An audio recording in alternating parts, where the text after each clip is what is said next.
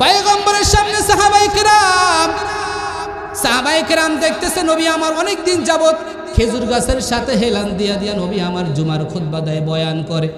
সাহাবায়ে কেরাম কয় খেজুর গাছের ছাল দেখবেন উঁচা নিচা, বসতে অনেক কষ্ট হয়, নবীর জন্য একটা কাঠের মেম্বার বানাই।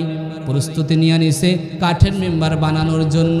এ মুমিন মুসলমান, যেই দিন কাঠের মেম্বার বানাইছে নবী জুমা পড়াইতে আসছে, নবী যখন কাঠের মেম্বারে বসছে, জুমার বয়ান যখন স্টার্ট করে দিলেন, সঙ্গে সঙ্গে তাকায় দেখে মানুষের আওয়াজের মতো কি যেন কান্নার আওয়াজ করতেছে। আল্লাহু আকবার। নবী আমার বলে, কে কান্না করতেছ? ও সাহাবায়ে কেরামের দল, তোমাদের মধ্যে কেউ কান্না করতেছ নি বলো? বলে, না, আমরা তো এখনো কেউ কান্না করতেছি না। নবী কয়, তাইলে কে এরকম আওয়াজ করে কান্না করে? খুঁজতে খুঁজতে তাকায় দেখে খেজুর গাছটা মানুষের মতো আওয়াজ করে চিল্লায় চিল্লায় কান্না করে। আল্লাহু আকবার।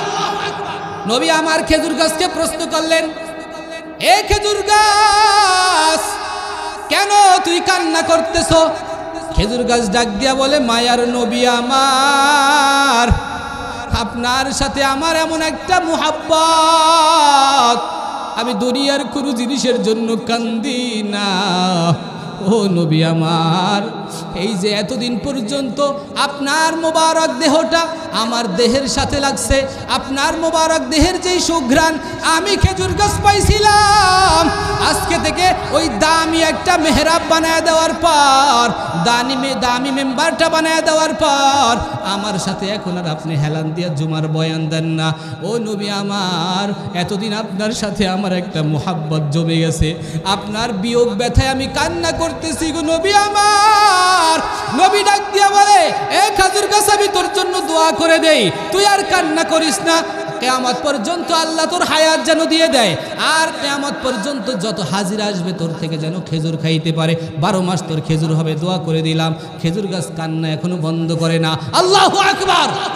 নবী আমার ডাক দিয়ে বলে, খেজুর গাছ, এত সুন্দর একটা দোয়া করেছি, এখনো তুই কেন কান্না করো? ওই খেজুর গাছটার নাম ছিল উস্তুনে হান্নানা।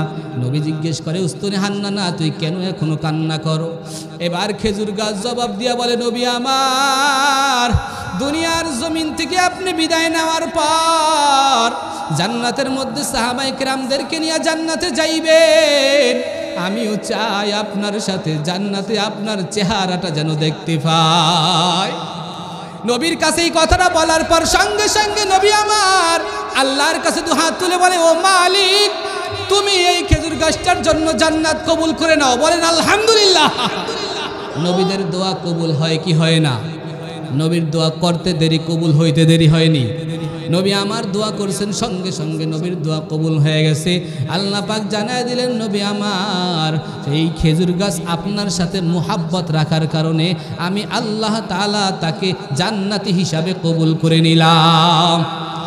এ আরিগাঁও এলাকার যুবক, আজকে তোমার আমার সম্পর্ক হলো নেইমারের সাথে, তোমার আমার সম্পর্ক হলো সাকিব আল হাসানের সাথে, তোমার আমার স্টাইলটা হলো বাংলাদেশের টপ লেভেলের নায়ক সাকিব খানের সাথে, তোমার আমার সম্পর্ক হলো ওই মেসির সাথে, রোনালদোর সাথে।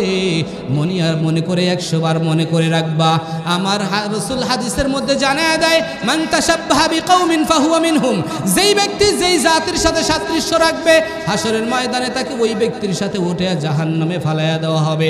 এ যুবক ভাই, সবাইকে একটু মেহনতের নজরে বলিয়া যায়, আমার নবীর সাথে যদি সম্পর্কওয়ালা হইতে চাও, আমার নবীর সাথে যদি জান্নাতি হইতে চাও, নবী আমার ডাক দিয়া বলে, আমার রাসূল বলে, মান আহাব্বা সুন্নতি ওয়া মান আহাব্বানি ফাকাদ আহাব্বানি ওয়া মান আহাব্বানি কানা মাই ফিল জান্নাহ।